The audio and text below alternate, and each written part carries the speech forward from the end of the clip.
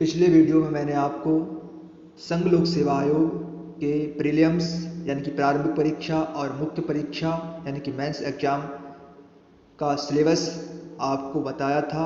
इस वीडियो के माध्यम से मैं आप सभी के लिए यूपीएससी यानी कि संघ लोक सेवा आयोग के लिए किन पुस्तकों का अध्ययन करना चाहिए जिससे कि हम समग्रता से यूपीएससी के प्रीलिम्स और मेंस एग्जाम की तैयारी कर सकें। जो पुस्तकें मैं आपको बताने जा रहा हूँ ये यूपीएससी ही नहीं बल्कि किसी भी एग्ज़ाम, चाहे एक दिवसीय एग्ज़ाम हो या फिर कोई भी एग्ज़ाम हो, उन सभी एग्ज़ाम के लिए महत्वपूर्ण भूमिका। तो चलिए सबसे पहले हम बात करते हैं इतिहास, हिस्ट्री की। तो इसके लिए आप सभी को 6 से 12 तक एनसीईआरटी बुक्स आपको पढ़नी चाहिए। एनसीईआरटी बुक्स का समग्रता से अध्ययन करने के बाद आप सभी के लिए प्राचीन भारत का इतिहास आर.एस. शर्मा यानी कि रामचरण शर्मा की जो बुक आती है उसको पढ़ना है। मध्यकालीन भारत का इतिहास सतीश चंद्र की बुक आती है उसको स्टडी करना है।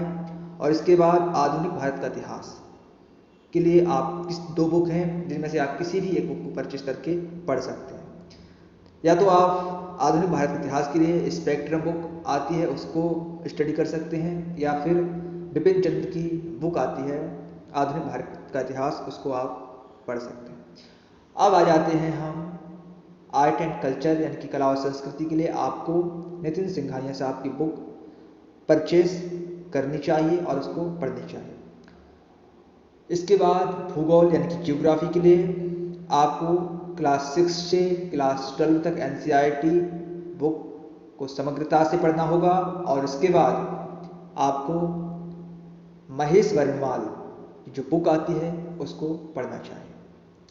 इसके बाद पॉलिटी के लिए आपको क्लास 6 से 12 तक एनसीईआरटी बुक पढ़नी चाहिए। और इसके बाद आपको एम लक्ष्मीकांत पॉलिटी के लिए सफिशिएंट होगी, आप इस बुक को अच्छे से पढ़ें। इसके बाद अर्थशास्त्र के लिए यानी कि इकोनॉमी के लिए आपको 6 से 12 तक बुक पढ़नी चाहिए।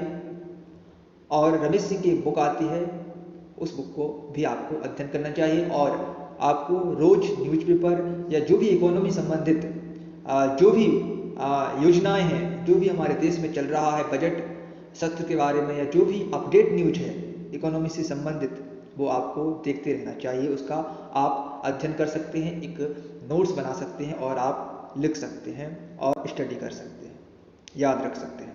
इसके बाद आपको विज्ञान एवं प्रौद्योगिकी के लिए जो बुक मैंने आपको बताई है इस बुक को आपको पढ़ना है। और इसके बाद आपको विज्ञान के लिए आपको क्लास 6 से क्लास 12 तक एनसीईआरटी बुक पढ़ना है, आपके लिए सफिशिएंट होगा। और पर्यावरण के लिए आप दृष्टि आईएएस की जो बुक है आप उसको पढ़ सकते हैं, या फिर आप किसी अन्य बुक को भी परचेज कर सकते हैं, क्योंकि आप जब भूगोल यानी कि ज्योग्राफी पढ़ते हैं तो उसमें काफ़ी आप पर्यावरण से संबंधित चीज़ों को भी पढ़ लेते हैं। और आप दृष्टि आईएएस की जो बुक है पर्यावरण से संबंधित उसको भी स्टडी कर सकते हैं। और अर्थशास्त्र के लिए भी आप दृष्टि आईएएस की जो बुक क्विक रिवीजन के लिए आती है, क्विक बुक आती है, उसको भी आप स्टडी कर सकते हैं। उसके बाद आपको डेली न्यूज़पेपर पढ़ना है। कोई भी आप न्यूज़पेपर पढ़ सकते हैं, कोई भी हिंदी में हो या फिर इंग्लिश में हो, या फिर आप द हिंदू, इंडियन एक्सप्रेस या फिर दैनिक जागरण का जो राष्ट्रीय संस्करण आता है आप उसको भी पढ़ सकते हैं। और पढ़ना क्या है मैं आपको अगले वीडियो में बताऊंगा। आप अभी सुन लीजिए कि पढ़ना क्या है।